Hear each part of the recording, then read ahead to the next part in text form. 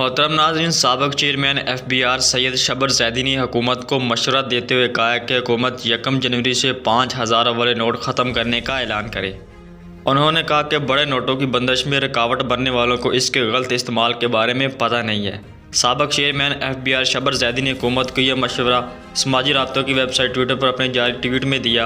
शबर ज़ैदी का अपने जारी ट्वीट में कहना था कि हुकूमत 1 जुलाई से 5000 का नोट बंद कर दे। हुकूमत 2 माह पहले ही 5000 का नोट ख़त्म करने का ऐलान करे। साबिक़ चेयरमैन FBI का अपने जारी ट्वीट में कहना था कि हुकूमत को ट्रांजेक्शन के लिए पहले से मनसूबे का ऐलान करना चाहिए।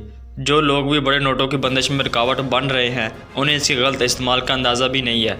कुछ लोग हुकूमत को अपने ज़ाती मफाद के लिए भी ऐसा करने से रोकते हैं।